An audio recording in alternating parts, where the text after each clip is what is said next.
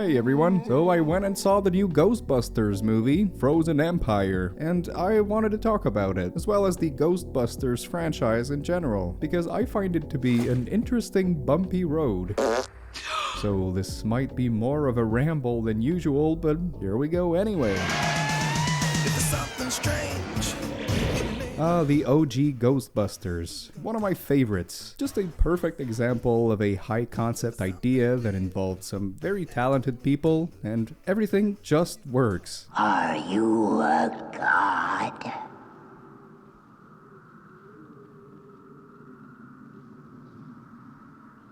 No. Great jokes, great soundtrack, great monsters, fun premise. What is there to say about this film that hasn't been said already? Nothing, so I'll just shut up about it. 10 out of 10. I love it. We then got the sequel, which is alright. I know it gets a bad rap, but I don't mind it. Vigo was fun. 6 out of 10. Then there were talks about a Ghostbusters 3 for a while, but that fell through. So the franchise stayed dormant up until 2016, where we got Ghostbusters 2016. Let's skip this one. I think everyone on the internet has already talked about it. I don't have much to add. 2 out of 10. Didn't like it. And then came 2021's Ghostbusters Afterlife, which is yet another one of these legacy requels. And listen, it's an okay movie. I didn't hate it, but despite the first one being among my favorite films of all time, I just did not care for this sequel. I wasn't excited in the slightest. We've somehow come to a point where there's a new Star Wars, a new Indiana Jones, a new Jurassic Park, new Terminator, new Ghostbusters, and I simply don't care about any of it. They just don't feel special to me in any way. Here's one word that comes to mind for all of these. Mid.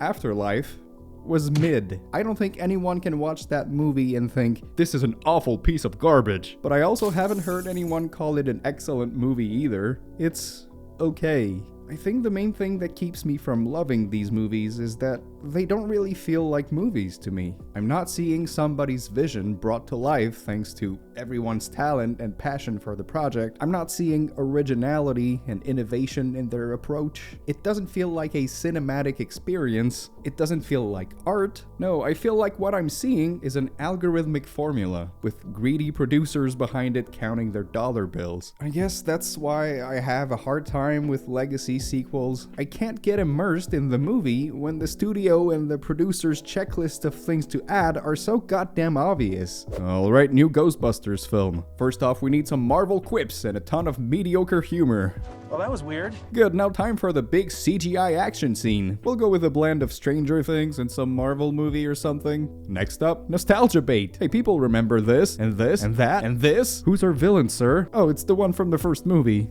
They remember that, right? Oh, hey, I heard Baby Yoda and the Minions are hip and cool. Well, let's throw in some of that shit in there. I'm sure the kids will love it, and we might just make some money with the merch. Okay, now some cheap melodrama to manipulate the audience's feelings. And of course, we can't have a Ghostbusters movie without the OG characters. But sir, Harold Ramis is dead. Well, fuck it! Let's bring him back as a CGI ghost. People will love it! The end. Now, I would obviously consider Afterlife to be a better film than the 2016 one, but to play devil's advocate for a moment, you can at least say that the 2016 movie was somebody's vision. Did it work? Fuck no. I hated it. It was miserable to get through. I don't like that movie. But the 2016 Ghostbusters movie is very much a Paul Feig movie. It's Bridesmaids with ghosts. And love it or hate it, it's the shitty movie he wanted to make. And it doesn't feel like that's the case here. Sure, you hit all the bullet points so that the test screenings could go very well, but the soul is missing. It's stuck in the ghost trap. Alright, well, I'm glad I could get this off my chest. Now on to the actual review of Ghostbusters Frozen Empire, which I'll be honest, had me slightly intrigued, as this time they can't just rehash the original. They can't solely rely on nostalgia and plot points from the 1984 film. They actually have to come up with something new. And was it good? Well, you'll never believe this, but this film was incredibly mid. Shocking, right? As I said, this time they gotta come up with new stuff, and they did, perhaps a little too much. I thought we'd just focus on this family catching ghosts, but no, we've got 100 different characters that show up in this one, and you just don't really care about any of them. We got a new ghost girl. We got Kumail Nanjiani making bad jokes and controlling fire with his mind. What was that about? We got new scientist people. We got Patton Oswalt, who quite literally only shows up to dump a big fat load of exposition to the audience. It's like a 5-minute scene of just him explaining what's going on. Okay, that's it. Now he's out of the movie forever. So cool. So fucking lazy. And with all of that, they also need to bring the OG characters from the original. So they do kind of show up here and there. They don't really do much. Take them out and it honestly wouldn't have changed a whole lot. Wait, but what about Bill Murray? He's on the front of the poster. Oh, you mean the 1-minute cameo from Hack Fraud Bill Murray? Oh, sure, he's in there. But blink and you'll miss it. I've never seen someone look so bored. Except for me watching this film. Finn Wolfhard is back.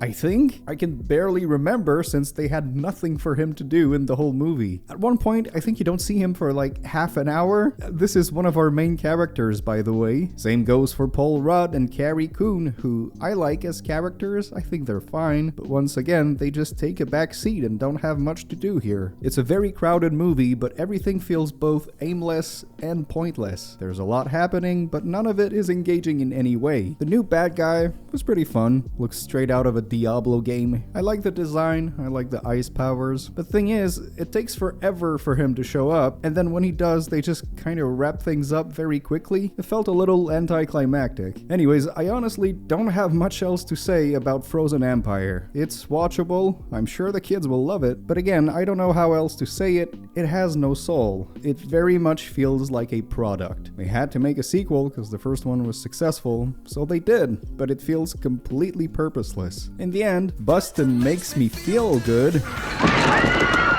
But this Bustin, not so much. 5 out of 10. Well, that was fun, but if you'll excuse me, I gotta go get me some wontons. I got one wonton. So until next time, keep watching horror movies. It's good for your health. Bye-bye.